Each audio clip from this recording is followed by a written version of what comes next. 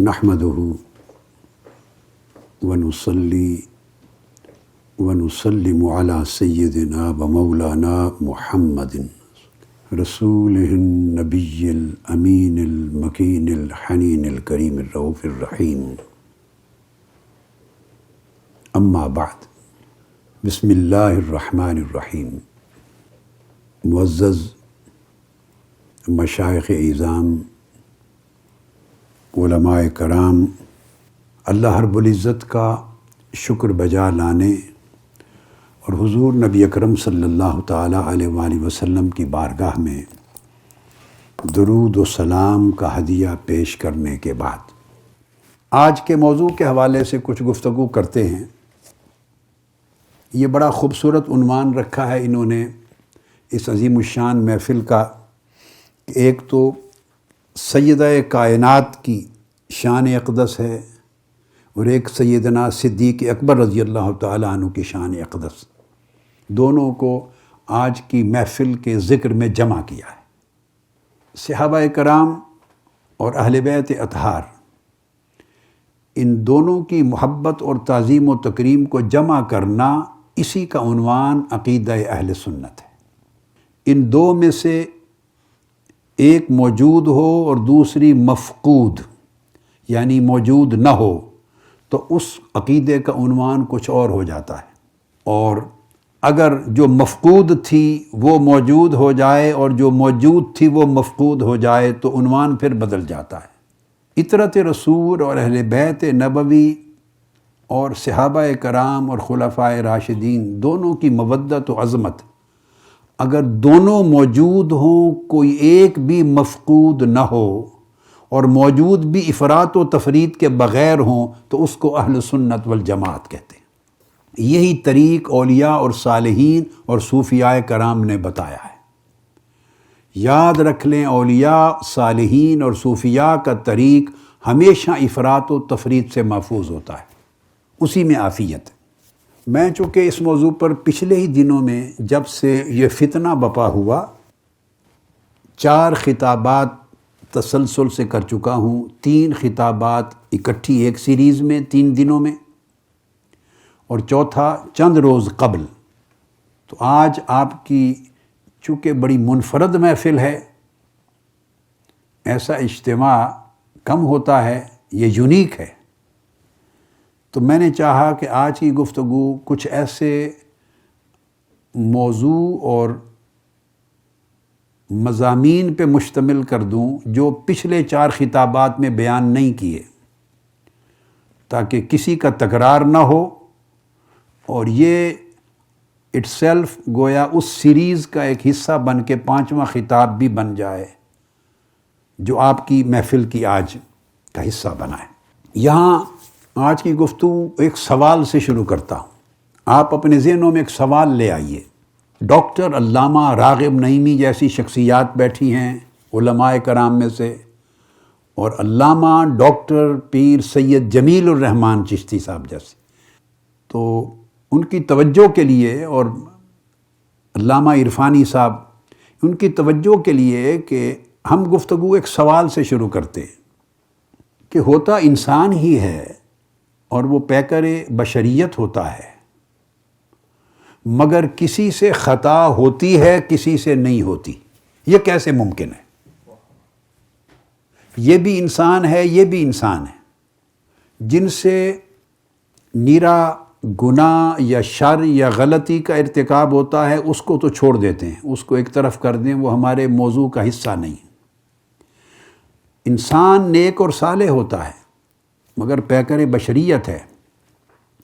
کیسے ممکن ہے کہ ہو بھی انسان اور بشر اور وہ غلطی اور خطا سے محفوظ اور مامون بھی ہو؟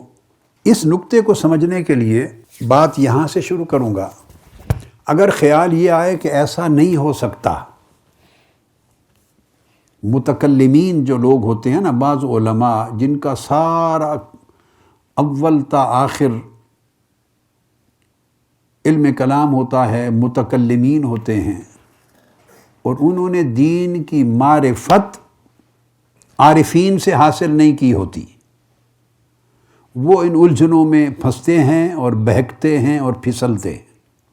عارفین نے کس طریق پر بات سمجھائی ہے وہ آپ کو اس کا خلاصہ دیتا۔ یہ خیال کرنا کہ ایسا نہیں ہو سکتا کہ انسان ہے، بشر ہے، نبی نہیں ہے، پیغمبر نہیں ہے، تو کیسے ممکن ہے کہ وہ ان ساری چیزوں سے بالکل محفوظ ہے؟ ہاں، یہ بات سمجھانے والی۔ دیکھیے، قرآن مجید کی سورہ فاتحہ سے بات کی ابتدا کر لیتے ہیں۔ 3 چیزیں ذہن میں رکھیں کہ انسانی طبقات، اچھے لوگ جو ہیں، اچھے لوگ، انسانی طبقات میں اچھے لوگ 3 قسموں کے ہوتے ہیں۔ ایک طبقہ ان لوگوں کا ہوتا ہے جو حق اور ہدایت کے طلب کرنے والے، مانگنے والے ہوتے ہیں، جن کو حق و ثواب کی اور ہدایت کی طلب ہوتی ہے، مانگتے ہیں۔ دوسرا طبقہ ایسے لوگوں پر مشتمل ہوتا ہے جو لوگوں کو حق اور ہدایت بتانے والے اور سمجھانے والے ہوتے ہیں، ان کو حق کی راہ دکھاتے ہیں۔ تیسرا طبقہ ان دونوں سے جدا ہوتا ہے، بہت اقل ہوتا ہے، بہت قلیل، مگر ہوتا ہے۔ اور وہ کون سا طبقہ؟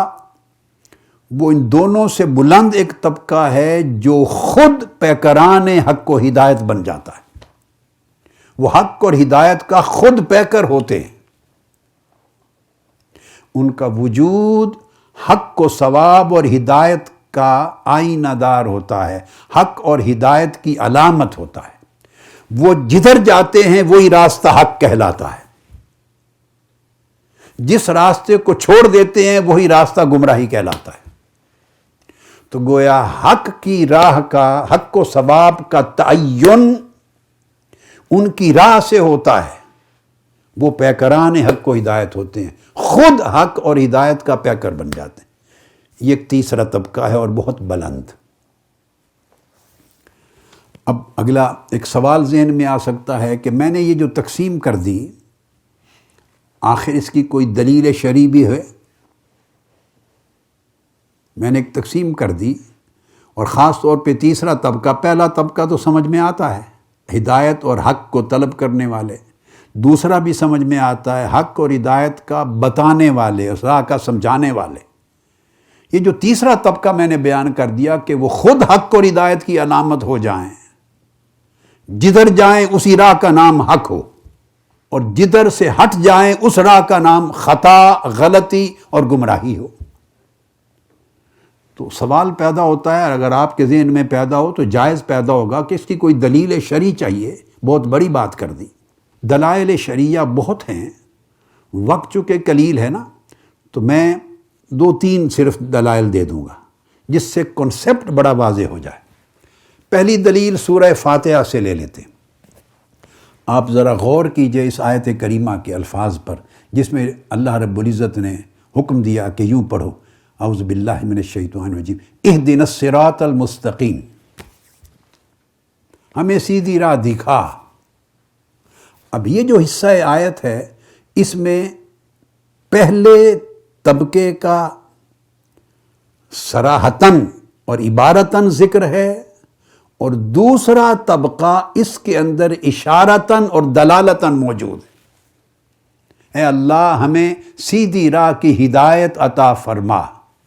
تو ہدایت طلب کرنے والے تو کیٹیگوریکلی اس میں آ گئے نا کہ بندہ ہدایت کو طلب کر رہا ہے، مگر جو مہتدین ہیں اور جو ہادیین و مہدیین ہیں، جو ہدایت یافتہ ہو گئے ہیں، وہ بھی اشارتاً اور دلالتاً اس حصے میں موجود ہیں۔ اور اس کا جو جواب ہے وہ تیسرے طبقے کی نشاندہی کرتا ہے۔ فرمایا صراط الذین انعمت علیہم، تم ہدایت کی راہ پوچھتے ہو تو سن لو، ہدایت کی راہ ان لوگوں کی راہ ہے جن پر اللہ نے انعام کیا ہے۔ اب یاد رکھ لیں، اس جواب میں یہ نہیں فرمایا کہ وہ بات جو انعام یافتہ بندے تمہیں بتائیں یا تمہیں سمجھائیں، بتانے والے کا ذکر نہیں کیا۔ یہاں اشارہ متابعت ہے، جب راہ کا ذکر آتا ہے تو اس سے مراد اسوہ ہوتا ہے، حدی مراد ہوتی ہے طرز عمل، زندگی، چلنا پھرنا کرنا، جس راہ پہ چلیں، جو کریں، جو کہیں، جو سوچیں، جو چاہیں، جس کو ترجیح دیں، جس کو چھوڑ دیں، ان کی پوری زندگی عنوان ہوتی ہے صراط کی، ان لوگوں کا راستہ جن پر اللہ نے انعام کیا ہے۔ تو یہ وہ لوگ ہیں کہ جن پر اللہ کا انعام ہو جاتا ہے، اور انعام جب آخری مرتبے تک پہنچتا ہے، آخری مرتبے تک، تو ان لوگوں کا وجود نعمت الہیہ کے باعث خود ہدایت ہو جاتا ہے۔ اس لیے یہ نہیں فرمایا کہ ان سے پوچھو، انعام یافتہ بندوں سے پوچھو کہ ہدایت کی راہ کیا ہے، یہ نہیں فرمایا۔ نہیں فرمایا جس راہ سے وہ گزر جائیں، پوچھے دیکھے سوچے بغیر اسی راہ پہ چلے جاؤ، اس راہ کا نام ہدایت ہے۔ اب ان سے دلیل نہیں پوچھنی کہ آپ اس راہ پہ کیوں چلے، کیا یہ خطا تو نہیں، کیا یہ ثواب ہے، اس کے صحیح ہونے کی دلیل کیا ہے، غلط نہ ہونے کی دلیل کیا ہے، آپ نے یہ کہاں سے لیا راستہ، حجت کہاں سے، یہ نہیں پوچھنا ان سے۔ جن سے یہ پوچھنا ہو جائے وہ دوسرا طبقہ ہے۔ فرمایا اعوذ باللہ من الشیطان الرجیم فاسألوا اہل الذکر ان کنتم لا تعلمون، اگر تم نہیں جانتے تو اہل ذکر سے پوچھا کرو۔ تو جن سے پوچھا جاتا ہے وہ طبقہ اور ہے، وہ دوسرا طبقہ ہے، دوسرا۔ ان کے ساتھ تعلق جو ہوتا ہے، تعلق وہ ہوتا ہے تعلیم و تعلم کا، علم دینے اور علم لینے کا۔ ان کے ساتھ تعلق ہوتا ہے تفہیم و تفہم کا، فہم دینے اور فہم لینے کا، پوچھنے اور سوال کرنے اور جواب لینے کا، سمجھنے سمجھانے کا، یہ تعلق ہے۔ فاسألوا اہل الذکر ان کنتم لا تعلمون، اگر علم نہیں تو ان سے پوچھ لو۔ تو یہ طبقہ دوسرا ہے جس کا میں نے ذکر کیا۔ تو پہلا تھا طلبگاروں کا طبقہ، دوسرا طبقہ تھا جن سے پوچھنا ہے، جو مرجع ہیں، مگر جب پوچھتے ہیں تو دلیل سے پوچھتے ہیں۔ جب دلیل سے پوچھتے ہیں تو ان سے اختلاف کی بھی گنجائش ہوتی ہے۔ جیسے قرآن مجید نے کہا اعوذ باللہ من الشیطان الرجیم یا ایھا الذین آمنوا اطیعوا اللہ واطیعوا الرسول واولی الامر منکم فإن تنازعتم فی شیء فردوہ الی اللہ والرسول۔ اللہ رسول کی اطاعت ہے، پھر اولی الامر کی اطاعت ہے، وہ مشروط ہے۔ اور اگر تمہارا اختلاف ہو جائے اولی الامر سے تو پھر قرآن و سنت کی طرف رجوع کرو، کیونکہ اولی الامر کی اطاعت مشروط طریقے سے واجب ہے، مگر وہ خود پیکران حق کو ہدایت نہیں ہے۔ اس لیے تنازعتم کی گنجائش ہے کہ اگر ان سے نزاع ہو جائے، اختلاف ہو جائے تو قرآن و سنت کی طرف جاؤ۔ یہ دوسرا طبقہ ہے جہاں سوال و جواب ہوتا ہے، اور ایک تیسرا طبقہ ہے وہاں سوال و جواب نہیں ہوتا، وہاں سوال و جواب نہیں ہوتا، تعلیم و تعلم کا رشتہ نہیں، تفہیم و تفہم کا رشتہ نہیں، بحث و تمہیز کا رشتہ نہیں، دلیل و حجت کا رشتہ نہیں۔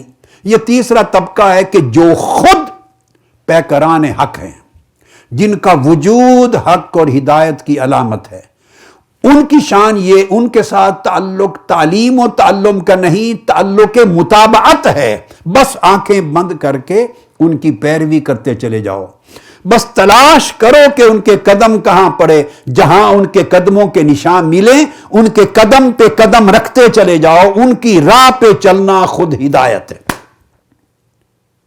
وہ خود وجود ہے ہدایت کا، وہ پیکر ہیں ہدایت کا۔ اللہ رب العزت نے انہیں مظہر حق و ثواب کا بنا دیا ہے۔ یہ وہ طبقہ ہے، اس لیے فرمایا صراط الذین انعمت علیہم، کہ جن پر انعام کیا ان کی راہ پہ چلو، ان سے حجت نہ طلب کرو، دلیلیں نہ پوچھو، بحث نہ کرو، انکار نہ کرو، اعتراض نہ کرو۔ وہ کتابوں کی دنیا اور ہے، دلائل کی دنیا اور ہے، یا آنکھیں بند کرو، جدھر سے گزرتے جائیں چلتے جاؤ، وہ خود علامت حق اور وہ نشان حق و ثواب ہے۔ سیدہ کائنات اور سیدنا صدیق اکبر اس طبقے سے تعلق رکھتے ہیں۔ علیہ السلام رضی اللہ تعالی عنہ، ان کی جہتیں جدا جدا ہیں مگر اس مرتبے پر پہنچنے والے لوگوں میں۔ اب یہاں ایک قرآن مجید کی دلیل اور دے دیتا ہوں۔ جو میں نے کہا نا 3 طبقات ہوتے ہیں، 3، اب یہ قرآن کی نص سے ایک اور دلیل دوں تاکہ آپ ذہن نشین کر لیں۔ اللہ رب العزت نے فرمایا کہ 3 طبقات ہوتے ہیں جو اللہ کی کتاب اور اللہ کے علم کے وارث ہوتے ہیں، جن کو اللہ رب العزت وراثت عطا کرتا ہے اپنے علم اور کتاب کی۔ ان میں ایک طبقہ کون ہے؟ ظالم لنفسہ، جو اپنی جان پہ ظلم کرنے کا امکان ہوتا ہے، یہ طبقہ ہدایت کے طلبگاروں کا۔ دوسرا طبقہ مقتصد، جن میں دونوں گوشے برابر ہو جاتے ہیں، وہ درمیان والا طبقہ ہے، درمیان والا مقتصد، منہم مقتصد، یہ دوسرا طبقہ ہے۔ اور ایک تیسرا طبقہ ہے سابق بالخیرات، وہ درمیان کی حیثیت سے اوپر نکل جاتے ہیں اور وہ سبقت لے جاتے ہیں نیکی میں، حق و ثواب میں، اور وہ پیکران ہدایت بن جاتے ہیں، سابق بالخیرات۔ تو قرآن مجید نے علم الہی اور کتاب الہی کے وارثوں کو 3 حصوں میں تقسیم کیا ہے۔ میری مراد اس وقت آج کی جو گفتگو ہے اس محفل کی، یہ اس تیسرے طبقے سے متعلق ہے۔ اور پھر سابق بالخیرات، اور اس میں پھر کچھ اسبق ہو جاتے ہیں جو بہت ہی سبقت لے جاتے ہیں، اتنی سبقت لے جاتے ہیں کہ باقی سبقت لے جانے والے بھی ان کی اسبقیت کو چھو نہیں سکتے، وہ اوپر نکل جاتے ہیں۔ اب یہاں ایک اور سوال پیدا ہوتا ہے، وہ بھی دلچسپ ہوگا، آپ کو سمجھ آ جائے بات۔ وہ یہ کہ اتنی بات سمجھ میں آ گئی، اب اگلا سوال بنتا ہے یہ ہوتا کیسے ہے، یعنی یہ ممکن کیسے ہے؟ بات شرعی طور پہ سمجھ میں آ گئی، عقلی طور پہ سمجھ میں آ گئی، مگر علت یہ ہوتا کیسے ہے پروسیس؟ اب وہ سن لیں، اللہ رب العزت نے انسان کے اندر دونوں چیزیں رکھی ہیں۔ جب تخلیق آدم ہوئی تو ارشاد فرمایا اعوذ باللہ من الشیطان الرجیم انی خالق بشرا من صلصال من حمأ مسنون۔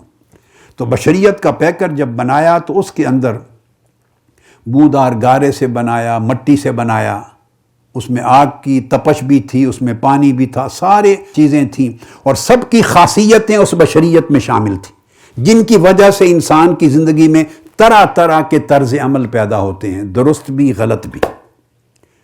وہ جو اس کی طینت ہے، اصل بشریت کی جو اصل ہے، اس سے وہ خواص جنم لیتے ہیں، یہ پیدا کر دی۔ یہاں تک تو بشریت سمجھ میں آتی ہے کہ جب بشر ہوا تو اس سے خطا بھی ہو سکتی ہے، غلطی بھی ہو سکتی ہے، پھر بڑھتے بڑھتے معصیت بھی، گناہ بھی، صغیرہ بھی، کبیرہ بھی، سب چیزیں بشر سے ہوتی رہتی ہیں۔ بشر جو ہو گیا، انی خالق بشرا من صلصال من حمأ مسنون، اس میں سے ہر چیز اٹھ رہی ہے، ہر چیز اٹھ رہی ہے۔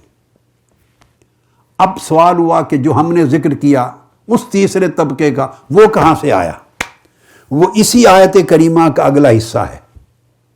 جب تک بشریت کا تذکرہ ہوا، اللہ رب العزت نے ملائکہ کو سجدہ کرنے کا نہیں کہا۔ جب تک ان مختلف اجزاء ترکیبی کو ملا کے بشریت بن رہی تھی، اس وقت تک سجدہ کرنے کا حکم نہیں دیا۔ جب یہ پہلا مرحلہ مکمل ہو گیا، بشریت کی تشکیل ہو چکی، تکمیل ہو چکی، اس کے بعد فرمایا فَإِذَا سَوَّيْتُهُ وَنَفَخْتُ فِيهِ مِن رُوحِي فَقَعُوا لَهُ سَاجِدِينَ۔ جب میں اس کے اندر ان تمام خوبیوں کو ملا کے تو سب سے پہلے اعتدال پیدا کر لوں۔ اب دیکھیے بڑی خاص بات، میں نے پیچھے 3 لفظ بولے ہیں، ظالم لنفسہ، جن سے خطا و گناہ ہوتا ہے، مقتصد، جن میں دونوں چیزیں اعتدال پر، برابری پر آ جاتی ہیں، اور تیسرا کہا سابق، جو نیکی میں آگے بڑھ جاتے ہیں۔ 3 لفظ بولے قرآن مجید سے۔ اب اس آیت کریمہ سے اس کا اطلاق سمجھیں۔ جب تک بشریت کی تشکیل ہوئی ان اجزاء سے، اس وقت تک بندہ صرف اس اینگل سے جب دیکھیں تو ظالم لنفسہ ہی کے درجے میں آتا ہے انسان، یعنی میں اپنے آپ کو دیکھوں، آپ دیکھیں، جب ہم اپنے آپ کو دیکھتے ہیں بشریت کے اس سٹیج پر، تو اس میں گناہ بھی، خطا بھی، غلطی بھی، سب امکانات آتے ہیں۔ مگر اس کے بعد کیا ہوا پھر فرمایا فَإِذَا سَوَّيْتُهُ، پھر اس درجے سے نکال لیا بشر کو، انسان کو، پھر ایک وہ درجہ ہے، اور جب میں اس کو تسویہ دے دوں، یعنی اسے اعتدال پر لے آؤں، اب غلطی کا، خطا کا، گناہ کا، معصیت کا جو امکان تھا وہ دب گیا، سویتہ، تسویہ اور اعتدال کے ساتھ برابری آ گئی۔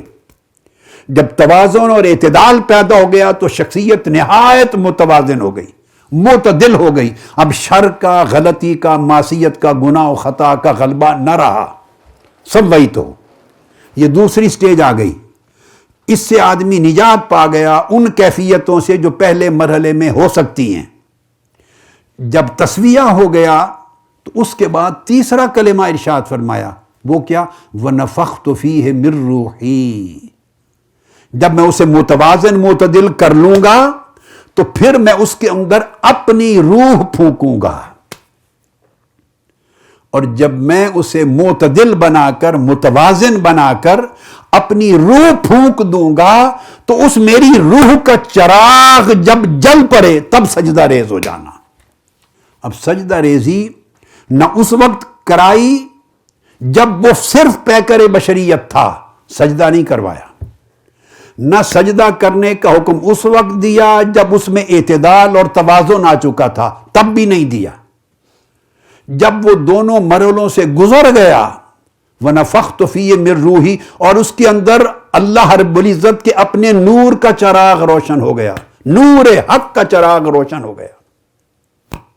جب وہ چراغ روشن ہو گیا تو اندھیرے اس شخصیت کے سب نکل گئے، ختم ہو گئے، اللہ کی روح اس میں روشن ہو گئی۔ تو جس میں اللہ کی روح کا چراغ روشن ہو جائے اس میں اندھیرے، معصیت، خطا، گناہ، لغزش، اس کا امکان کیسے رہتا؟ پھر تو اللہ کے نور میں نقص ہے، روح حق میں نقص ہے، اس نور میں نقص ہے اگر پھر بھی ایسی چیزیں رہ جائیں۔ تو جب وہ روشن ہو گیا چراغ حق تو فرمایا اب سجدہ کرو۔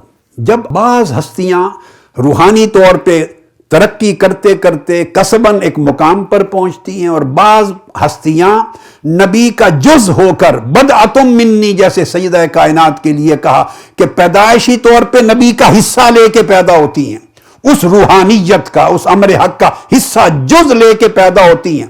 جب اس جزئیت کی حامل بن کے آئیں یا کسب کر کے، تقوی مجاہدہ کر کے اس درجے پر پہنچے، جب اس مقام پر پہنچتے ہیں کہ ان کے اندر نور حق روشن ہو جاتا ہے، تو یہ نور جبلت، اس کو میں جدید اصطلاح میں کہوں گا نور جبلت اور ازلی عنایت۔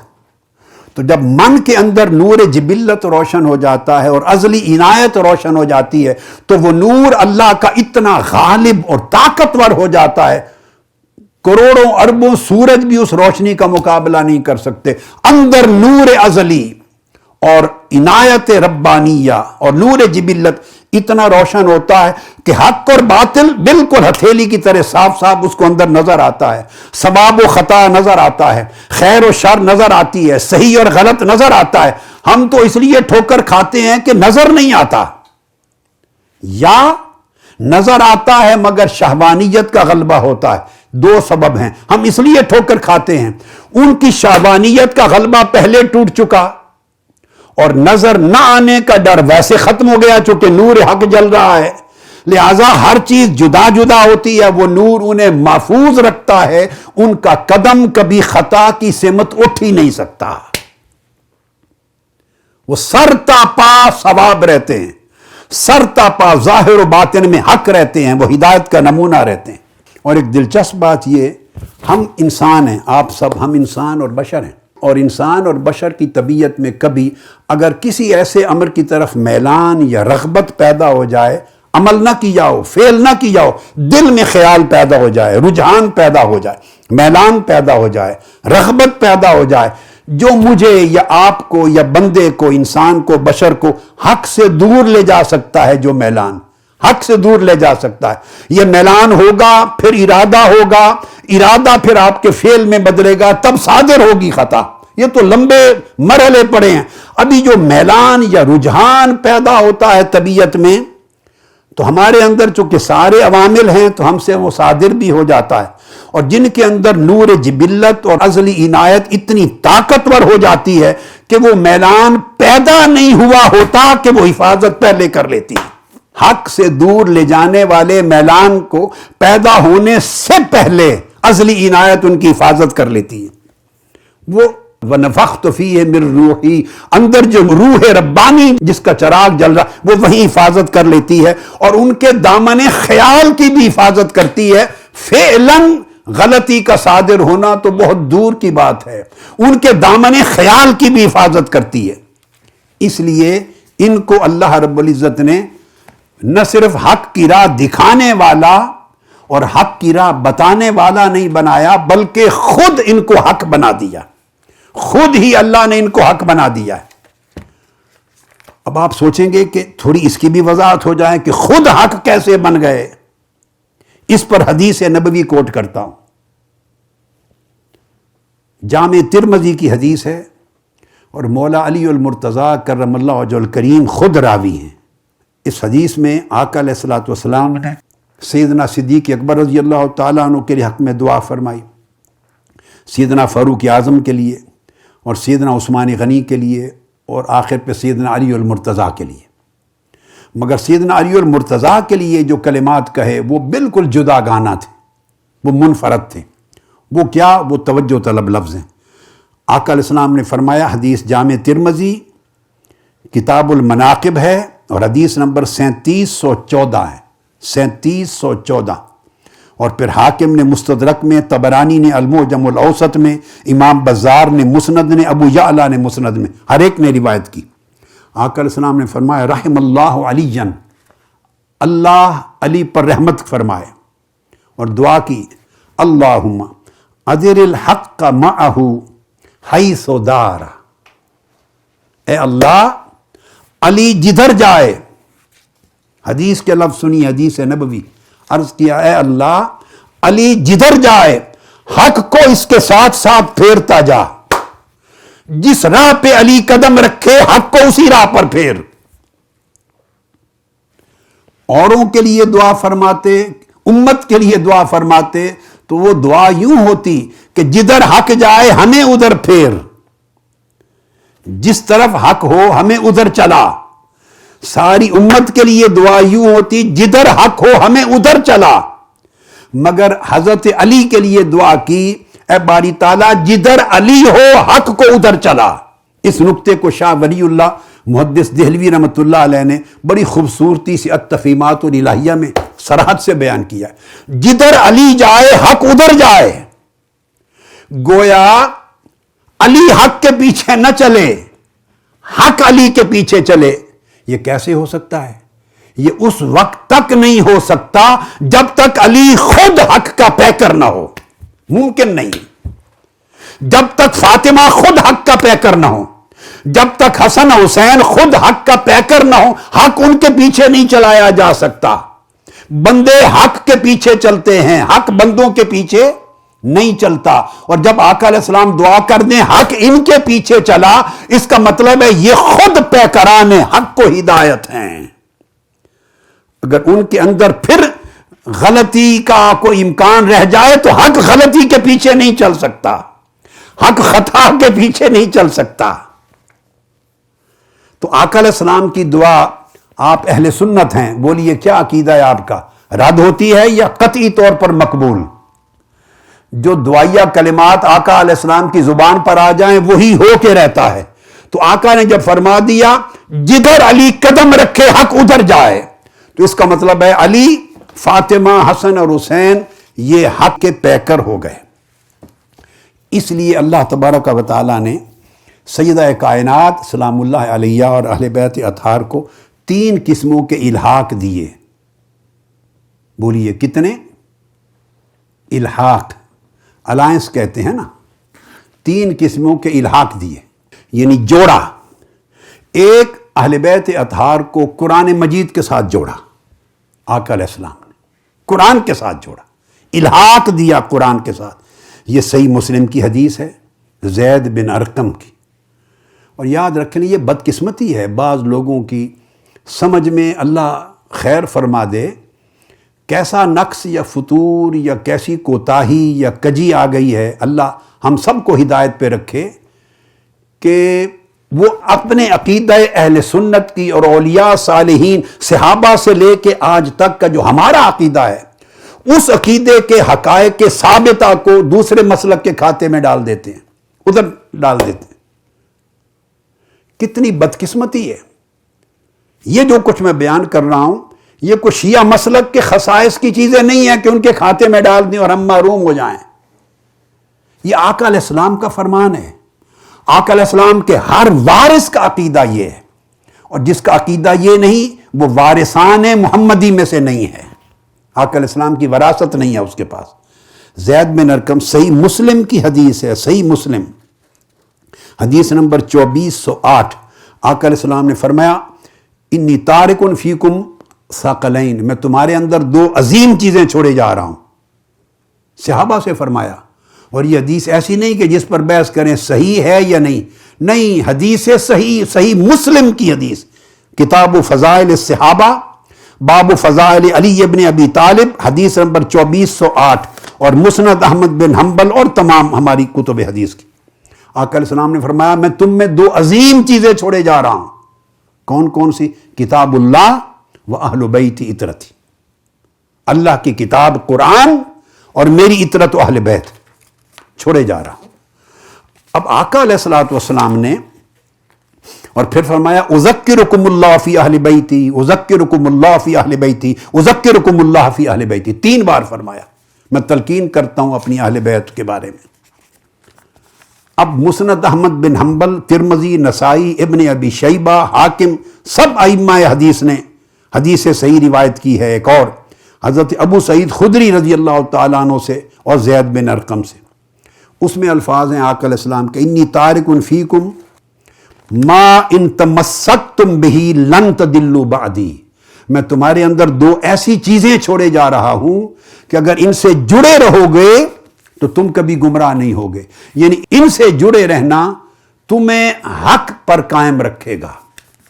اب جو بات میں نے پہلے کی کہ یہ خود پیکران حق ہیں، ایک درجہ اس سے اونچا ہو گیا، اس سے اونچا ہو گیا، وہ یہ کہ جو ان سے جڑا رہے وہ حق سے جڑ جائے گا، یعنی حق پر قائم ہونا ان سے جڑے رہنے کا نتیجہ ہو گیا۔ اور یہ کون دو چیزیں ہیں جڑی ہوئی؟ ایک قرآن اور ایک آقا علیہ السلام کی فرمایا وہ اطرتی اہل بیتی، میری اہل بیت و اطرت۔ اور حدیث کے لفظ ہیں، اب یہ حدیث شیعہ حضرات کی کتب حدیث کی نہیں ہے، یہ درستگی ہونی چاہیے ہماری سوچوں میں۔ وہ کتب حدیث ہیں صحیح مسلم اور جامع ترمذی اور سنن نسائی اور مسند احمد بن حنبل، یہ ہماری اہل سنت کی کتب حدیث ہیں، یہ ہمارا عقیدہ، ہماری علمی وراثت ہے۔ صحابہ کرام نے روایت کیا، آقا علیہ السلام نے فرمایا، ہماری کتب میں ہماری سندوں کے ساتھ احادیث صحیحہ ہیں۔ آقا علیہ السلام نے فرمایا میں دو چیزیں چھوڑے جا رہا ہوں، ان دونوں سے جڑے رہو گے تو ہمیشہ حق پہ رہو گے، خطا پہ نہیں جاؤ گے۔ اب جن سے جڑنا تمہیں خطا سے بچا دے، جن سے جڑنا آپ کو خطا سے بچا دے، وہ خود خطا پہ کیسے گامزن ہو سکتے ہیں؟ تو ارشاد فرمایا ایک قرآن، ایک میری اہل بیت اطرت، اور وہ کون ہے؟ آگے ایک خاص لفظ بولا ہے، تو ارشاد فرمایا احدہما اعظم من الآخر، یہ الفاظ توجہ طلب ہیں، قرآن اور میری اہل بیت و اطرت، اور فرمایا ان دونوں میں سے ہر ایک چیز دوسری سے اعظم ہے، دوسری سے عظیم تر ہے، یعنی قرآن اہل بیت سے عظیم تر ہے اور اطرت و اہل بیت قرآن سے عظیم تر ہے۔ اگر یہ ویسے کوئی جملہ بول دے تو شاید کچھ مولوی صاحبان کفر کا فتویٰ لگا دیں کہ قرآن کو اہل بیت و اطرت سے عظیم تر کہنا تو سمجھ میں آتا ہے، مگر فرمایا احدہما اعظم من الآخر، اہل بیت و اطرت بھی عظیم تر ہے۔ مطلب کیا ہے؟ ان کا حق ایک دوسرے پر عظیم تر ہے۔ قرآن کا حق اہل بیت کے حق سے عظیم تر ہے، اور اہل بیت و اطرت کا حق قرآن کے حق سے عظیم تر ہے۔ کس پر؟ امت پر۔ تو یہ دونوں حق اگر جوڑے رکھیں گے تو آپ حق پر رہیں گے۔ اور آقا علیہ السلام نے فرمایا آگے الحاق، میں نے کہا کہ قرآن سے الحاق کیا، وَلَن يَتَفَرَّقَا حَتَّى يَرِدَ عَلَيَّ الْحَوْض، قرآن اور میری اہل بیت و اطرت یہ آپس میں اس طرح جڑے رہیں گے کہ کبھی جدا نہیں ہوں گے ایک دوسرے سے، کبھی جدا نہیں ہوں گے، یہاں تک کہ اکٹھے جڑے ہوئے میرے پاس قیامت کے دن حوض کوثر پر وارد ہوں گے۔ گویا قیامت کے دن حوض کوثر پر آمد کے وقت تک قرآن اور اطرت و اہل بیت جڑے رہیں گے، یعنی ان کے حق، پھر سمجھا رہا ہوں کیسے جڑے رہیں گے، ذہن میں رکھ لیں، یعنی ان کے حق امت پر جڑے رہیں گے، یعنی کوئی زمانہ ایسا نہیں آ سکتا کہ امت ان میں سے کسی ایک کی حق تلفی کر دے، دونوں اس طرح مضبوط ہیں۔ فرمایا فانظروا کیف تخلفونی فیہما، اب دیکھنا یہ ہے کہ تم میرے بعد ان کے ساتھ کیا سلوک کرتے ہو، میرے بعد ان کی جانشینی تم میں کیسے ہوتی ہے۔ یہ آقا علیہ الصلوۃ والسلام نے ان کو قرآن سے جوڑ دیا، قرآن سے۔ اس کے بعد میں نے آپ کو کہا کہ تین چیزوں سے جوڑا، تین چیزوں سے الحاق، پہلا ہو گیا، دوسرا اطرت سیدہ کائنات سلام اللہ علیہ اور آپ کے حسنین کریمین اور مولا علی اور ان کا الحاق دوسرے درجے میں آقا علیہ السلام نے اپنی ذات کے ساتھ کیا، پہلا الحاق قرآن کے ساتھ کیا اور دونوں کے حق جوڑ دیے، قرآن کا حق اور اطرت و اہل بیت کی مودت کا حق جڑ گیا، قیامت تک جدا نہیں ہوں گے یہ دو حق۔ اور دوسرا الحاق کیا اللہ آقا علیہ السلام نے اپنی ذات اقدس کے ساتھ، وہ حدیث کسا، اور وہ حدیث بھی صحیح مسلم میں ہے، ام المومنین حضرت عائشہ صدیقہ رضی اللہ تعالیٰ عنہ اس حدیث کسا کی راوی ہیں، صحیح مسلم میں حضرت عائشہ صدیقہ رضی اللہ تعالیٰ عنہ راوی ہیں، اور جامع ترمذی میں ہے، اس میں حضرت ام سلمہ راوی ہیں، معقل بن یسار راوی ہیں، ابی الحمراء انس بن مالک راوی ہیں، اور عمر بن ابی سلمہ راوی ہیں، اور حضرت ام سلمہ سے مسند احمد بن حنبل میں، طبرانی میں پھر روایت ہے، واصلہ بن اسقا سے، تو کثرت کے ساتھ صحابہ کرام نے یہ حدیث بیان کی، احادیث صحیحہ ہیں کہ آقا علیہ السلام نے اپنے ساتھ ان کا الحاق کر لیا، تو اس الحاق کا کوئی تو مقصد ہوگا نا، اور وہ الحاق کیا ہے اس کے لفظ سن لیں۔ جب یہ آیت کریمہ اتری، ام سلمہ رضی اللہ تعالیٰ عنہ فرماتی ہیں آقا علیہ السلام نے بلا کے، خیبری چادر تھی آپ کے پاس، اس خیبری چادر میں آپ تشریف فرما تھے، آپ نے حضرت فاطمہ الزہرا کو بھی اس کے اندر بٹھا لیا، حسنین کریمین کو بھی بٹھا لیا، مولا علی المرتضیٰ کو بٹھا لیا، اور خود بھی اسی پہ تھے، پھر پانچوں کے اوپر چادر کو لپیٹ دیا اور ایک حدیث میں اوپر سے باندھ دیا، چادر میں لپیٹ کر، اور آقا علیہ الصلوۃ والسلام نے حضرت ام المومنین ام سلمہ رضی اللہ تعالیٰ عنہ کے کلمات روایت کر رہا ہوں مسند احمد بن حنبل سے، اور حدیثوں کے سب ریفرنسز میں نے آپ کو پہلے دے دیے، اس چادر میں سے آقا علیہ السلام اخرج یدہ فالوا بہا الی السماء، اس کے اندر سے اپنا دست مبارک باہر نکالا، اپنا ہاتھ مبارک باہر نکال کر اسے آسمان کی طرف بلند کیا، اپنے دست اقدس کو، اور بلند کر کے فرمایا، عرض کی اللہم ہؤلاء اہل بیتی و خاصتی، اے اللہ یہ فاطمہ اور اس کا گھرانہ، یہ میرے اہل بیت اور میرے اہل بیت کے اندر میرے خاص الخاص بندے ہیں، اہل بیتی و خاصتی، میرے اہل بیت اور اہل بیت کے اندر میرے خاص منتخب کردہ نفوس ہیں، منتخب کردہ خاص الخاص نفوس ہیں، فاذہب عنہم الرجس،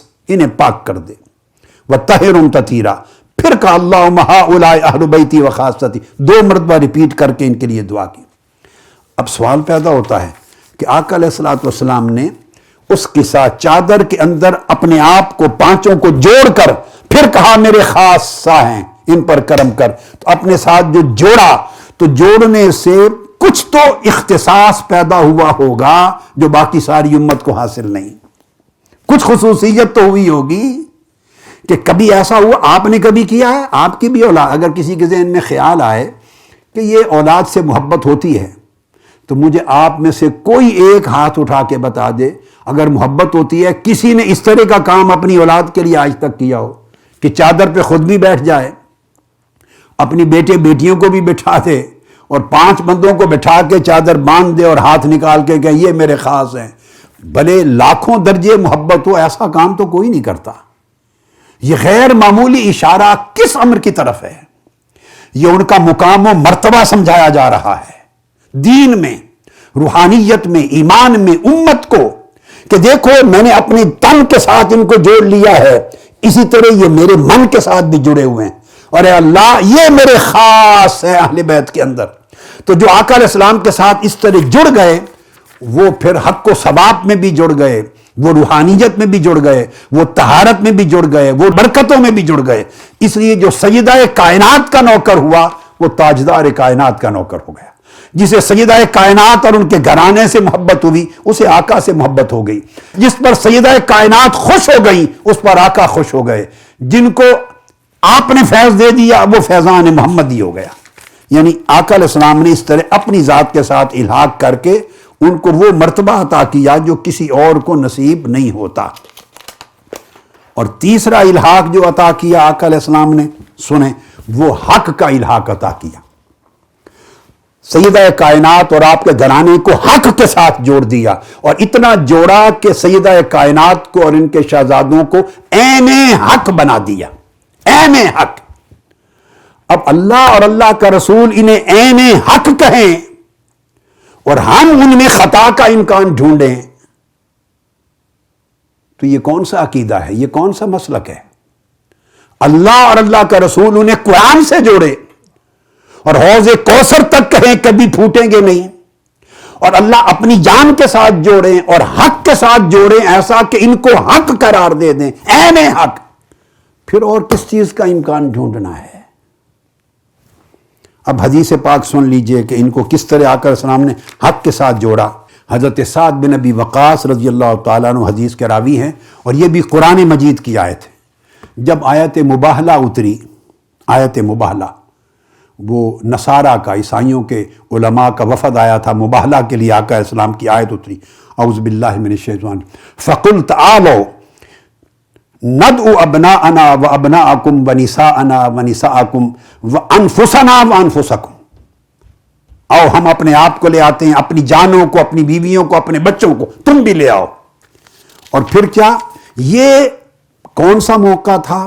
جھوٹے کو جھوٹا ثابت کرنا اور حق کو حق ثابت کرنے کے لیے مباہلہ تھا، اظہار حق کے لیے کہ یہ حق ہے، اور حق کو ثابت کرنے کے لیے قرآن کی اس آیت کریمہ کے تحت، قرآن کی اس آیت کے تحت رسول پاک صلی اللہ علیہ وسلم صحابی کہتے ہیں جب یہ آیت اتری بلا لو، حق ثابت کرنے کے لیے نکلو باہر، تو آقا علیہ السلام نے کیا کیا؟ دا رسول اللہ علی و فاطمہ، حق کے اظہار کے لیے علی اور فاطمہ کو بلایا، آؤ فاطمہ، حسن اور حسین کو لاؤ، ان کو اپنے ساتھ جوڑ کر نکلے اور کہا اے نصارہ نجران آ جاؤ، یہ حق ہیں، تم بھی آ جاؤ۔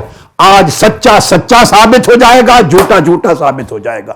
رسول حق ثابت کرنے کے لیے فاطمہ کو پیش کریں اور حسن و حسین کو پیش کریں، اور ہم ان کے اندر خطائیں ڈھونڈیں۔ ہم کس راہ پہ چل پڑے ہیں؟ ہمیں ہو کیا گیا ہے؟ کون سی تباہی نے آ کے ہمیں لپیٹ میں لے لیا ہے؟ کیسی خارجیت نے آ کے برباد کر دیا ہے ہمیں؟ کیسی گمراہی ہمارا مقدر معاذ اللہ بن رہی ہے کہ تاجدار کائنات باطل جھوٹے لوگوں کے مقابلے میں حق کو ثابت کرنے کے لیے فاطمہ کو پیش کریں اپنے ساتھ، اور حسن حسین کو پیش کریں اور علی کو پیش کریں۔ تو ایمان وہی سلامت ہے جو آقا کے عمل کے ساتھ ہو۔ اس لیے آقا علیہ الصلوۃ والسلام نے یہ آپ کو حق کے ساتھ جوڑ دیا۔ اس وجہ سے میں نے وہ حدیث ترمذی کی بھی آپ کو سنا دی، جس ترمذی کی حدیث میں تاجدار کائنات صلی اللہ علیہ وسلم نے فرمایا تھا کہ باری تعالیٰ جدھر علی جائے حق کو اس کے پیچھے پیچھے چلا، جدھر علی جائے حق اس کے پیچھے جائے۔ یہ نہیں کہا کہ جدھر حق جائے علی کو پیچھے چلا، نہیں، یعنی ثابت کر دیا کہ یہ اہل بیت و اطرت کا گھرانہ حق کا پیکر ہے، جدھر یہ کھڑے نظر آئے سمجھو یہی حق ہے، بس بات ختم ہو گئی۔ ان کو پیمانہ حق بنا دیا۔ اور یہ اختتام کرتے ہوئے دوسرے حصے کو ایک ہی قوی دلیل دے کے گفتگو ختم کرتا ہوں۔ جیسے ان کی شان ان جہتوں سے بیان کی اسی طرح کی شان قرآن مجید نے سیدنا صدیق اکبر رضی اللہ تعالیٰ عنہ کی بیان کی۔ اگر آپ افراد کریں گے اہل بیت اطہار اور صحابہ کرام کی شان میں کسی ایک کے حق میں، تو لا محالہ دوسرے گمراہ لوگ تفرید کریں گے۔ اگر آپ کسی ایک سمت تفرید کریں گے تو گمراہ لوگ افراد کریں گے، ایمان پر ضرب آئے گی۔ اعتقاد اعتدال کا نام ہے، یہی ائمہ کا مشرب، صحابہ و اہل بیت کا مشرب، یہی عرفاء اور صوفیاء کا مشرب، یہی علماء صالحین کا مشرب۔ اب سیدنا صدیق اکبر رضی اللہ تعالیٰ عنہ، یہ جو میں نے بیان کیا کہ کچھ لوگ خود پیکران حق ہو جاتے ہیں، علامت حق ہو جاتے ہیں، اب وہ تو بیان ہو چکا، اب یہ ایک بڑی قطعی دلیل ایک ہی دوں، اور یہ بھی بہت انبار ہیں مگر ایک ہی دلیل اور بڑی واضح اور صریح سیدنا صدیق اکبر رضی اللہ تعالیٰ عنہ کہ وہ کس طرح حق کا پیکر، حق کا نمونہ اور حق کا پیمانہ ہے، وہ بھی حق کا پیمانہ ہے۔ اس لیے کبھی بھول کر خیال نہ لائیں، کسی ایک سمت بھی خطا کو منسوب نہ کریں، یہ سب پیمانہ آئے حق ہیں۔ اب قرآن مجید سورہ توبہ سیدنا صدیق اکبر رضی اللہ تعالیٰ عنہ کی شان میں فرمایا۔ یہ جو آیات ہیں سورہ توبہ کی آیت نمبر 40 میں پڑھ رہا ہوں، اتری مدینہ طیبہ کے زمانے میں ہیں، اتری تو اس وقت ہیں غزوہ تبوک کے احوال میں، مگر وہی آیتیں بیان کر رہی ہیں واقعہ ہجرت کے ایک ایونٹ کو، زمانہ ہجرت مدینہ کے ایک ایونٹ کو۔ ارشاد فرمایا اعوذ باللہ من الشیطان الرجیم الا تنصروہ فقد نصرہ اللہ، لوگو اگر تم نے میرے محبوب محمد صلی اللہ تعالی علیہ وسلم کی مدد نہ بھی کی، کوئی بات نہیں، میں ان کی مدد کے لیے کافی ہوں، پہلے بھی میں نے ان کی مدد کی تھی۔ کب؟ اذ اخرجہ الذین کفروا، جب میرے محبوب کو کفار مکہ نے اپنے وطن سے نکال دیا تھا، جب ہجرت مدینہ کا واقعہ پیش آیا، جب کفار و مشرکین مکہ نے اپنے وطن سے نکال دیا، پھر فرمایا ثانی اثنین اذ ہما فی الغار، جب وہ دو میں سے دوسرا آتا ہے، جب دونوں غار میں تھے۔ اب ذرا بیان اللہ رب العزت کے کلام کا دیکھتے آئیے۔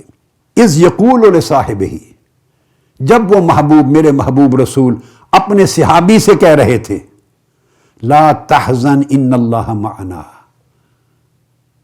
گھبرا نہیں، اللہ ہمارے ساتھ ہے۔ فانزل اللہ سکینتہ علیہ، سو اللہ نے اپنا سکون اور تسکین ان پر نازل فرما دی۔ اب ایک بات یاد رکھ لیں، قرآن مجید کی جتنی آیات کریمہ اتری ہیں، بعض صحابہ کرام کی شان میں، بعض اوقات اہل بیت اطہار کی شان میں۔ ایک نقطہ بہت اپنے ذہن نشین فرما لیں، یہ تعین کرنا کہ یہ کس کے حق میں اتری، یا تو کہیں آقا علیہ الصلوۃ والسلام کی حدیث سے ثابت ہو جاتا ہے، جیسے میں نے پہلے سیدہ کائنات کے علیہ السلام کے حوالے سے قرآنی آیات کی تفسیر احادیث صحیحہ کی روشنی میں کر دی۔ یہ حدیث نبی بھی واضح کر دیتی ہے کہ یہ فلاں کے لیے نازل ہوئی، کوئی روایت واضح کرتی ہے، یا تفسیر کی کتابوں میں صحابہ، تابعین، اتباع التابعین تفسیری روایت لے آتے ہیں کہ یہ اس کا شان نزول یہ ہے، فلاں کے لیے نازل ہوئی۔ یعنی جب آیت اترتی ہے تو کس کے حق میں نازل ہوئی، اس کی تعیین کے لیے، اس کو ثابت کرنے اور متعین کرنے کے لیے روایت لینی پڑتی ہے، یہ حدیث نبوی کی یا آثار صحابہ یا آثار تابعین، یہ بات ذہن میں آ گئی۔ قرآن مجید خود اس کی تعیین اور تصریح نہیں کرتا۔ اب سیدنا صدیق اکبر رضی اللہ تعالیٰ عنہ کی شان اس مقام پہ اللہ رب العزت نے ایسی بیان کی ہے کہ سارے اسلوب سے اس انداز کو ہٹا دیا، آیت بھی خود اتاری، تعیین بھی اللہ نے خود فرمائی، تصریح بھی خود فرمائی۔ پھر ہر آیت کی تعیین کرتے ہوئے اقوال مختلف ہوتے ہیں، بعض نے کہا یہ فلاں کے حق میں اتری، بعضوں نے کہا فلاں کے حق میں اتری، بعضوں نے کہا فلاں کے، اقوال مختلف۔ یہ ایک مقام ہے پورے قرآن مجید میں، ایک مقام ہے کن کی شان میں اتری، اس پر نہ اہل سنت کی کتب تفسیر میں اختلاف ہے، نہ اہل تشیع کی کتب تفسیر میں اختلاف ہے۔ آپ اندازہ کر لیں، یہ ایک ایسی آیت ہے جس پر اہل سنت اور اہل تشیع دونوں میں سے کسی کی ایک کتاب اور روایت میں بھی اختلاف نہیں، تمام مذاہب متفق ہیں۔ اور وہ کیا، کیسے متفق ہیں؟ اس کی وجہ یہ ہے، اس آیت میں 3 مرتبہ اذ کا لفظ آیا ہے۔ اذ، جب، اذ کا معنی ہے جب، تشخیص کی گئی ہے، 3 تشخیصات کی گئی ہیں اس آیت کریمہ میں، تاکہ بھول کر بھی کوئی، غلطی سے بھی کوئی یہ نہ کہے کہ فلاں کے حق میں نہیں بلکہ فلاں کے حق میں ہے۔ تعیین کرنے میں مغالطے کے سارے دروازے بند کر دیے، ان کو کہتے ہیں تشخیصات، تعین، تعیینات۔ 3 مرتبہ ایک ہی آیت میں اذ کے لفظ آئے ہیں۔ اذ اخرجہ الذین کفروا، فرمایا اللہ پاک نے، ہم بات کر رہے ہیں اس واقعہ کی جب کفار و مشرکین مکہ نے حضور نبی اکرم صلی اللہ علیہ وسلم کو مکہ سے نکال دیا تھا، سوئے مدینہ روانہ ہوئے تھے۔ ہم بات کر رہے ہیں اس واقعہ کی، اذ، جب مکہ سے ہجرت کے لیے آقا تشریف لے آئے باہر، تشخیص کی تاکہ کسی اور واقعہ کی طرف دھیان نہ جائے۔ 100 واقعات ہوئے، 1000 واقعات ہوئے، متعین کر دیا کہ صرف واقعہ ہجرت کی بات کر رہے ہیں ہم۔ اللہ پاک فرما رہا ہے کسی اور واقعہ کی طرف اس بات کو منسوب نہ کرنا۔ ایک، پھر فرمایا اذ ہما فی الغار، اسی آیت میں اذ کا لفظ دوبارہ آیا، اس میں تشخیص مکان کیا کہ سوال پیدا ہوتا ہے، ٹھیک ہے واقعہ ہجرت کی بات کر رہے ہیں مگر کس جگہ کی؟ ہجرت میں کئی جگہیں آئیں، کئی مقامات آئے، کئی مکانات آئے، کس جگہ کی بات کر رہے ہیں؟ اللہ پاک نے یہ راستہ بھی کھلا نہیں رکھا، کوئی کہے جی فلاں جگہ کا واقعہ، کوئی کہے فلاں جگہ کا واقعہ، فلاں مقام کا واقعہ، نہیں، فرمایا اذ ہما فی الغار، اس جگہ کا واقعہ جب دونوں غار ثور میں تھے، جبل ثور کی غار میں تھے۔ تو تشخیص مکان بھی کر دیا، واقعہ کی تشخیص بھی کر دی، تعیین کر دی، اور جگہ اور مقام کی تشخیص اور تعیین بھی کر دی جب دونوں غار ثور میں تھے۔ اس کے بعد فوری بات، تیسری مرتبہ پھر اذ کا لفظ آیا ہے، اذ یقول لصاحبہ لا تحزن ان اللہ معنا، اور ہم بات کر رہے ہیں پھر اس غار ثور میں اس وقت کی جب ہمارے رسول اپنے وفادار صحابی سے یہ کہہ رہے تھے، اور اس غار میں جب میرا محبوب رسول اپنے وفادار صحابی سے، رفیق سفر سے یہ فرما رہے تھے۔ تشخیص وقت بھی کر دی جب یہ فرما رہے تھے لا تحزن ان اللہ معنا، گھبرائیں نہیں اللہ ہمارے ساتھ ہے، اس وقت کی۔ اور اگر خیال آئے کہ کئی صحابی ہوں گے ساتھ، کس سے فرما رہے تھے؟ فرما دیا ثانی اثنین، نہیں کوئی تیسرا نہیں تھا، تھے ہی 2، ایک مصطفیٰ تھا، ایک ابو بکر صدیق تھا۔ ثانی اثنین، وہ 3 نہیں تھے کہ کوئی گمان کرے کس سے فرمایا، کس سے کہہ رہے تھے، نہیں، فرمایا تھے ہی 2، ایک مصطفیٰ تھے صلی اللہ علیہ وسلم اور ایک ان کے رفیق غار تھے صدیق اکبر، اور وہ فرما رہے تھے لصاحبہ۔ اس آیت نے سیدنا صدیق اکبر کی صحابیت پر قرآن مجید کی نص سے قطعی وارد کر دی۔ واحد صحابی ہیں جن کے صحابی ہونے پر قرآن کی نص سے قطعی اور نص سے صریح آئی ہے، کسی اور کے لیے نہیں آئی۔ سو باقی ہر ایک کا حکم الگ الگ نصوص کے ساتھ ہوگا۔ سیدنا صدیق اکبر کے اس مرتبے کا انکار کفر ہے قرآن مجید کی نص سے قطعی کے ساتھ۔ واحد ایک شخص ہیں سیدنا صدیق اکبر رضی اللہ تعالیٰ عنہ، جن پر قرآن کی آیت 3 تشخیصات اور تعیینات کے ساتھ اور تصریحات کے ساتھ قطعی طور پہ آئی ہے۔ اور پھر آگے جو بڑی دلچسپ بات ہے وہ یہ کہ آپ اس آیت کریمہ کو دیکھیے، ہر جگہ صیغہ غائب کا ہے۔ جب تم نے اس رسول کی مدد نہ کی فقد ناصرہ اللہ، اللہ نے اس کی مدد کی۔ اذ اخرجہ، جب کفار نے اس رسول کو نکال دیا مکہ سے۔ اب دیکھ، اذ یقول لصاحبہ، جب وہ اپنے صحابی سے فرما رہے تھے، فانزل اللہ سکینتہ علیہ، اللہ نے ان پر اپنی تسکین نازل کی۔ ہر جگہ صیغہ غائب کا ہے، یاد رکھ لیں، ہر جگہ صیغہ غائب کا ہے، صرف درمیان میں ایک ٹکڑا آیا ہے، ایک ٹکڑا، لا تحزن ان اللہ معنا، ہر جگہ نسبت اس صیغے کی اللہ اپنی طرف کرتا آ رہا تھا۔ جب یہ مقام آیا ہے کہ گھبرا نہیں، یہاں صیغہ جمع متکلم کا آ گیا ہے، اللہ پاک نے اپنا کلام زبان مصطفیٰ سے ادا کروایا ہے۔ یہاں یہ کلام نہیں کہا کہ اللہ نے کہا کہ میں تمہارے ساتھ ہوں، نہیں، کیونکہ ابو بکر کو صدیق بنانا تھا، اور صدیق کس کا؟ مصطفیٰ کا صدیق۔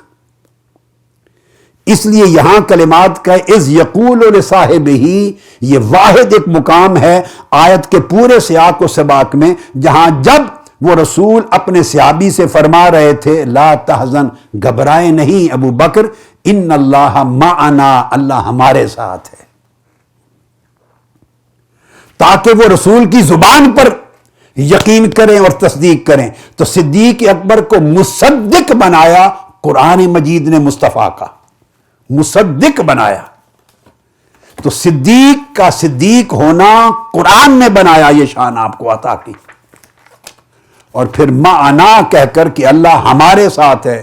سیدنا صدیق اکبر کا ذکر جدا نہیں کیا، جیسے سیدہ کائنات کے لیے فرمایا کہ اپنے ساتھ جوڑ لیا، یہاں ایک ہی آیت میں صدیق اکبر کو مصطفیٰ نے اپنے ساتھ بھی جوڑ لیا اور خدا کے ساتھ بھی جوڑ دیا۔ فرمایا ان اللہ معنا، اللہ ہمارے ساتھ ہے، یعنی صدیق تم میرے ساتھ ہو، میں خدا کے ساتھ ہوں، اور خدا میرے ساتھ ہے سو وہ تمہارے ساتھ ہے۔ تو صدیق مصطفیٰ کے ساتھ بھی ہے، صدیق خدا کے ساتھ بھی ہے، اسی طرح خدا بھی صدیق کے ساتھ ہے، مصطفیٰ بھی صدیق کے ساتھ ہے، اور صدیق مصطفیٰ کے ساتھ بھی ہے، خدا کے ساتھ بھی ہے۔ دونوں سمتوں سے سیدنا صدیق اکبر کو معیت تامہ نصیب ہوئی ہے۔ صدیق نہ خدا سے جدا ہے نہ مصطفیٰ سے جدا ہے، اور نہ مصطفیٰ صدیق سے جدا ہے نہ خدا صدیق سے جدا ہے۔ تو جو صدیق خدا و مصطفیٰ سے اس طرح جڑے ہوئے ہوں، ان سے خطا کیسے ہو سکتی ہے؟ وہ حق و ثواب سے کیسے پھسل سکتے ہیں؟ یہ سب پیکران حق و ثواب ہیں، یہ پیکران ہدایت ہیں۔ آقا علیہ الصلوۃ والسلام نے ایسی خصوصی معیت کا شرف عطا کیا سیدنا صدیق اکبر رضی اللہ تعالی عنہ کو کہ وہ قیامت تک کبھی جدا نہیں ہو سکتے اپنے اس مرتبے میں، نہ معیت مصطفیٰ سے جدا ہو سکتے ہیں نہ معیت خدا بندی سے جدا ہو سکتے ہیں۔ تو خدا و مصطفیٰ کی معیت ہر وقت صدیق اکبر رضی اللہ تعالیٰ عنہ کے سر پر سایہ فگن ہے، اور مرتبہ صدیقیت کا اس یقول لصاحبہ کی وجہ سے ان اللہ معنا آپ کو قرآن کی نص میں عطا ہوا ہے، اور قرآن مجید نے ویسے بھی یہ مرتبہ آپ کو عطا کر دیا تھا۔ قرآن مجید نے جب ارشاد فرمایا تھا، یہی وجہ ہے کہ سیدنا مولا علی المرتضیٰ کرم اللہ وجہ الکریم، آخری بات ختم کر رہا ہوں اور بڑا ایک عجیب حوالہ دے رہا ہوں، بہت ہی آپ شاید حیران ہو جائیں، اکثر حیران ہو جائیں، اور قلیل شخصیات ہوں جن کی نظر سے یہ بات گزری ہو۔ یہ اہل سنت کی بڑی عظیم الشان عقیدہ کی کتاب ہے، شرح اصول اعتقاد اہل سنہ، امام ابو القاسم ہبۃ اللہ اللالکائی، اس کتاب کے مصنف امام ابو القاسم ہبۃ اللہ اللالکائی۔ روایت ہے سیدنا امام ابو جعفر محمد الباقر رضی اللہ تعالیٰ عنہ علیہ السلام، امام محمد الباقر کی روایت ہے۔ وہ روایت کرتے ہیں سیدنا امام علی زین العابدین سے، اور کتاب ہے شرح اصول اعتقاد اہل سنہ امام لالکائی کی۔ وہ بیان کرتے ہیں، فرماتے ہیں کہ کسی ایک شخص نے پوچھا مولا علی المرتضیٰ کرم اللہ وجہ الکریم سے، آپ نے خطبہ دیا اور خطبے میں کہا کہ باری تعالیٰ ہمیں اسی طرح سیدھی راہ پہ رکھ جیسے تو نے خلفائے راشدین کو سیدھی راہ پہ رکھا، اسی طرح سیدھی راہ پہ رکھ، ہماری اصلاح فرما، اسی طرح صالحیت پہ قائم رکھ ہمیں جیسے تو نے خلفائے راشدین کو صلاح پہ رکھا۔ تو سائل نے سوال کیا کہ امیر المومنین اے مولا علی المرتضیٰ رضی اللہ تعالیٰ عنہ، آپ نے خطبہ جمعہ میں خلفائے راشدین کا لفظ بولا ہے، فمن ہم، بتائیے وہ خلفائے راشدین، آپ کا اشارہ کن کی طرف ہے؟ خطبہ جمعہ میں آپ نے کہا خلفائے راشدین، اشارہ کن کی طرف ہے؟ سیدنا علی المرتضیٰ کرم اللہ وجہ الکریم، انہوں نے کہا میرا اشارہ ابو بکر اور عمر کی طرف ہے، وہ دونوں امت کے پہلے شیخ الاسلام ہیں۔ ابو بکر صدیق شیخ الاسلام ہیں اور عمر فاروق شیخ الاسلام ہے۔ یہ لقب مولا علی المرتضیٰ نے شیخ الاسلام کا سیدنا صدیق اکبر کو دیا۔ آقا علیہ الصلوۃ والسلام کی امت میں سب سے پہلا ٹائٹل شیخ الاسلام سیدنا صدیق اکبر کو ملا رضی اللہ تعالیٰ عنہ، اور دینے والے کون؟ سیدنا مولا علی المرتضیٰ مولا کائنات، ان کو اور سیدنا فاروق اعظم رضی اللہ تعالیٰ عنہ۔ اب آپ اندازہ کریں کہ جن کو سیدنا صدیق اکبر کو مولا علی المرتضیٰ شیخ الاسلام کہیں اور اپنا حبیب کہیں اور اسوہ و قدوہ کہیں، اور آقا علیہ الصلوۃ والسلام ان کی معیت محمدی اور معیت الہیہ کی ضمانت دیں، یہ مقام فنائیت تامہ کا نہیں تو اور کیا ہے؟ معنا کہہ کر سیدنا صدیق اکبر کی فنائیت تامہ کا ذکر کر دیا کہ وہ آقا علیہ السلام کی رضا میں فنا ہیں اور رضا الہیہ، رضا محمدیہ میں فنا ہیں، اور انہیں اس مقام اور مرتبہ تک پہنچایا ہے انہیں کہ ان کی کوئی اپنی رائے، ذاتی رائے نہیں رہی۔ جب وہ کہتے، سوچتے، بولتے اور کرتے ہیں وہ تاجدار کائنات صلی اللہ علیہ وسلم کی منشا اور آپ کی رضا کے عکاس ہوتے ہیں۔ یہی وجہ ہے کہ آقا علیہ السلام کے وصال کے بعد جب امت میں منکرین زکوٰۃ بھی پیدا ہو گئے، اس فتنے کا سر بھی سیدنا صدیق اکبر نے کچلا۔ جب جھوٹے دعوی نبوت کرنے والے پیدا ہوئے، فتنے کا سر سیدنا صدیق اکبر نے کچلا۔ جب ارتداد ہو گیا، کئی قبیلے مرتد ہو گئے، ارتداد کے فتنے کا سر سیدنا صدیق اکبر نے کچلا۔ داخلی اور خارجی فتنے ہوئے، اسلام کو استحکام سیدنا صدیق اکبر رضی اللہ تعالیٰ عنہ نے دیا، اور سب سے پہلے قرآن کو جمع سیدنا عثمان غنی سے بھی پہلے سیدنا صدیق اکبر نے کیا اور اسلام کو استحکام اور تمکن عطا کیا۔ اس وجہ سے مولا کائنات نے آپ کو شیخ الاسلام کہا۔ تمام فتنوں کا سر کچلا، اسلام کو داخلی اور خارجی طور پہ تمکن عطا کیا۔ اس لیے آپ خلفائے راشدین کے سردار اور امت کے صدیقین و مقربین و اولیاء کے سردار ہیں۔ دونوں جگہ اپنی عقیدت، محبت، مودت و تعظیم و تکریم کا رشتہ قائم رکھنا یہ ایمان کا تقاضا ہے، اور اسی مسلک کا نام اہل سنت والجماعت ہے۔ اللہ رب العزت آپ کو، ہم سب کو اسی اسوہ صحیحہ پر اور جادہ مستقیم پر ہمیشہ استقامت کے ساتھ گامزن رہنے کی توفیق عطا فرمائے۔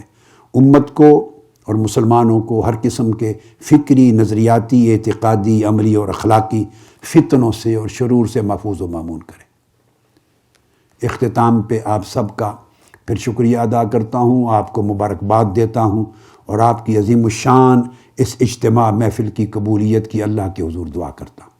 والسلام علیکم ورحمۃ اللہ وبرکاتہ۔